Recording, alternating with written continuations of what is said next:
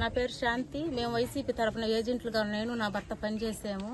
2024లో torch మమ్మల్ని అనేక విధాలుగా టార్చర్ పెడతానే వస్తూ ఉన్నారు.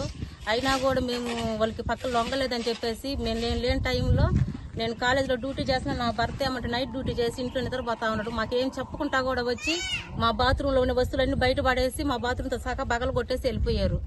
ఇప్పుడుండే టీడీపీ కార్యకర్తలు నాయకులు ఈ పని చేశారు. ఈరోజు దాదాపు కూటమి ప్రభుత్వం అధికారంలోకి వచ్చి 1.5 సంవత్సరం గడుస్తూ ఉంది.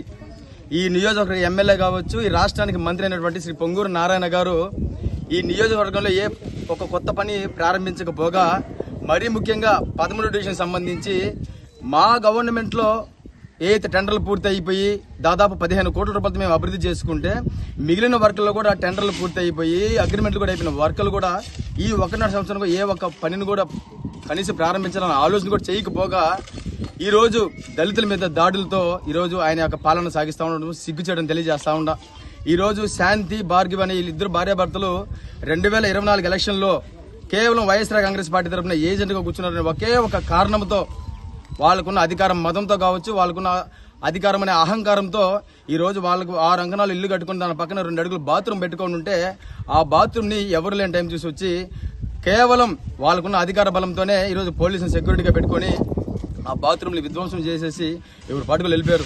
నేను ఒకటే తెలియజేస్తా ఉండా, ఈరోజు అధికారులకు కావచ్చు, మన నారాయణ గారికి కావచ్చు, నేను ఒక పక్క కమిషనర్ గారితో కూడా మాట్లాడే. గతంలో కమిషనర్ గారితో నేను మాట్లాడినప్పుడు ఎంత నిస్సిగ్గుగా కమిషనర్ గారు మాట్లాడారంటే, వాళ్ళని వెళ్ళి ఇట్లా ఒక బాత్రూమ్ విషయంలో ఒక భార్యాభర్తలు ఇబ్బంది పెడుతున్నారు సార్, అది ఎవరికి అడ్డం లేదు సార్, మీకు నిజంగా అడ్డం ఉంటే నేనే తీపిస్తాను సార్, మీరు పని చేసేది ఎంత ఉంటే చెప్పండి సార్ అంటే, ఏమి లేదు వాళ్ళని వెళ్ళి విజయభాస్కర్ రెడ్డి గారిని కలువని చెప్పి సాక్షాత్ ఒక కమిషనర్ గారు అయినటువంటి ఆయన చెప్పడం ఎంత సిగ్గు, ఎంత సిగ్గుమాలిన పనో, అంతకంటే దిగజారుడు అధికారం ఉంటాడు నేనైతే అనుకోవడంలా. కమిషనర్ గారిని ఒకటే అడుగుతా ఉంటా, నిజంగా ఈరోజు తెలుగుదేశం పార్టీ తొత్తులుగా మీరు వ్యవహరించే బదులు పచ్చకండ వేసుకోండి.